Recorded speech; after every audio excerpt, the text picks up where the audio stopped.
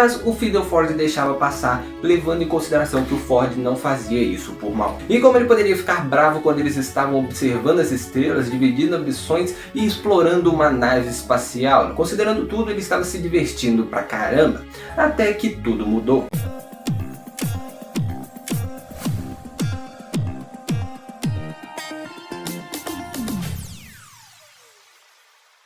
Iluminados Girls, estava falando, e essa é a parte 2 da história do velho McGugget, ou do Fiddle Ford McGugget. Então se você não assistiu a parte 1, vai no link da descrição e assiste, para depois você assistir essa daqui, para você até entender a história melhor, ok? Então vai lá, assiste a primeira parte, depois você volta nesse vídeo aqui e assiste o restante da história. E bom, o ego de Ford e o hábito dele de não se preocupar com a segurança do McGugget levaria o Fiddle Ford a sofrer graves ferimentos e traumas profundos. Na volta do local de queda ômega, os dois encontraram Dwayne Brett adormecido, meio gremlin, meio goblin. E ao invés de ir embora de lá logo de uma vez, o Ford insistiu em desenhá-lo enquanto ele dormia, para o desgosto do McGugget. Stanford estava confiante de que conseguiria um bom esboço sem incomodar a criatura, porém o hiperdrive na mochila do McGugget emitiu um alarme e em resposta, o Dwayne Brett acordou e atacou o McGugget, forçando ele a ter a visão do seu maior pesadelo, deixando ele também com o braço quebrado e coberto de espinhos venenosos. Embora Stanford tenha conseguido tratar os ferimentos físicos de Fiddle Ford, as cicatrizes mentais perdurariam por anos. O Ford só percebeu a gravidade do trauma de McGugget quando percebeu que ele já não resolvia mais o seu cubo mágico, deixando-o intocado por dias e que tinha dificuldades para dormir à noite. Ele estava profundamente perturbado pelo que o Dwayne Brett lhe mostrou, e o Ford, tentando confortar um amigo com técnicas de meditação, lembrou ele de que, como cientista, sua criatividade poderia resolver qualquer problema que eles enfrentassem. Porém, já bem atrás, Fiddle Ford interpretou esse conselho de uma maneira diferente do previsto pelo Ford, optando por resolver seus problemas não os enfrentando, mas os apagando completamente.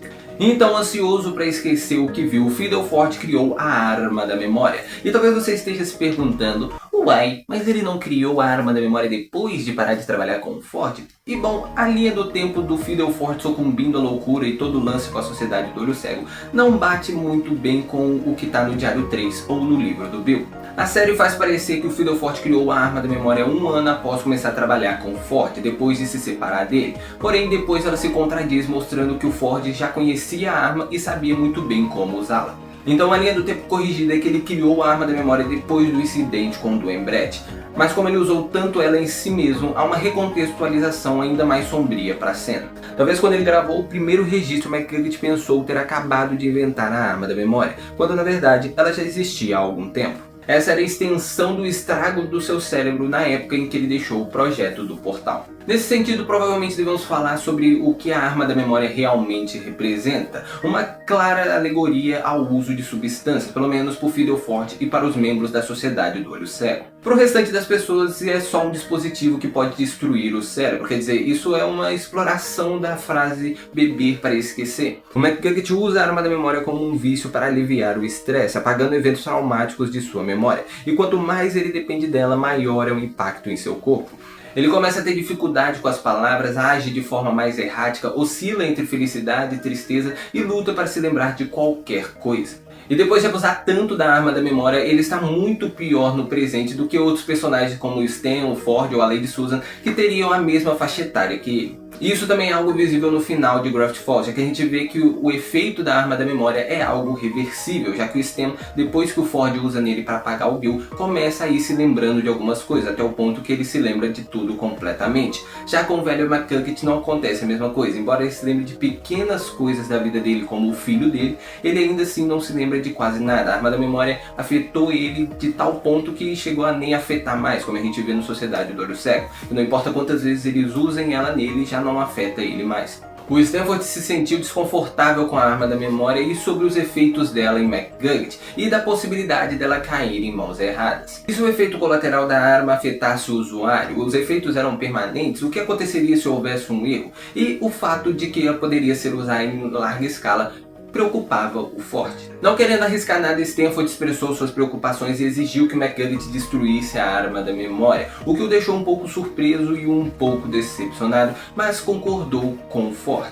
Porém, jovem D'Artagnan, ao escrever sobre esse encontro em seu diário, o Ford não conseguia se lembrar de como essa conversa terminou, já que o McGugget havia apagado sua memória. Ainda tentando animar o Fiddleford depois do lance com o Dwayne Brett, o Stanford chamou ele para ir num parque. Embora não gostasse muito, ele ia fazer esse esforço pelo amigo, se significasse que o amigo dele ia ficar bem. No parque, o Fiddleford acabou consertando as engrenagens de uma roda gigante quebrada e conhecendo um trabalhador de lá chamado Ivan Wexler. O Ivan desabafou sobre como era intimidado por seus colegas de trabalho por causa das suas tatuagens na sua cabeça, o que o levou a um incidente dramático onde ele foi preso numa casa assombrada por uma noite inteira. Assim, pelas costas do Ford, o velho McCulloch deu ao Ivan um papel com um símbolo estranho, talvez algo como isso daí.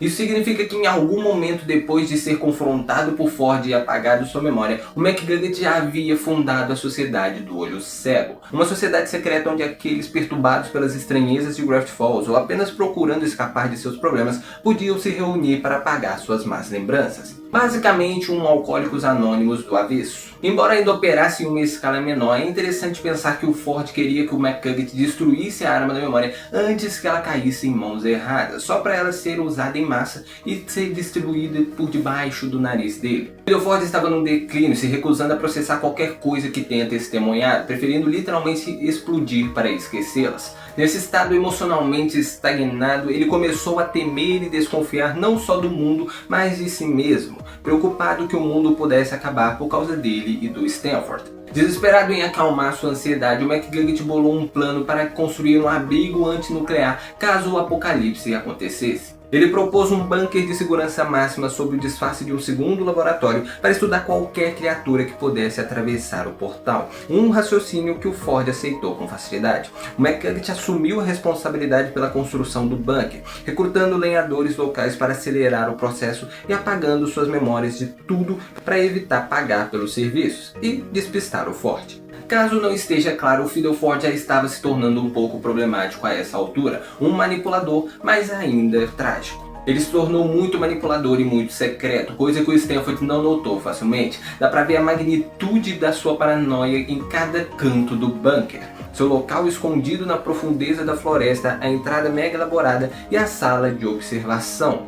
Cada detalhe do bunker mostra o quanto ele estava assustado e desconfiado. Mas o resto dessa história nós vamos ver no próximo episódio. Então se inscreve aqui no canal e ativa o sininho da notificação, que é muito importante para quando sair o próximo episódio você ser notificado e ser um dos primeiros a vir assistir, ok? Então se inscreve aqui e você também vai estar me ajudando demais, porque estamos quase chegando aos 2.000 inscritos e eu conto demais com a ajuda de vocês. Então se inscreve aqui no canal e ativa o sininho, que é muito importante. E já vai comentando aqui embaixo os próximos personagens que você quer ver aqui no Apenas um Personagem, que você quer que eu traga aqui a história deles. Deixa aqui nos comentários. Deixa lá no outro vídeo também, que eu vou ler todos os comentários. E aí os que tiverem mais pedidos, vai ser o próximo que eu vou trazer aqui no canal. Então comenta aqui embaixo, que é muito importante. Comenta também outros filmes, séries, desenhos que você quer ver aqui no canal, em outros quadros, ou aqui no Apenas um Personagem mesmo, que se deve trazer aqui, eu vou trazer, ok? Não esquece de curtir esse vídeo, que é muito importante para ver que você curte esse tipo de vídeo. E pro YouTube também, que assim ele pode te recomendar outros vídeos similares a esse, e de outros canais também. Então curte esse vídeo, compartilhe em uma rede social, Facebook, Instagram, WhatsApp, TikTok,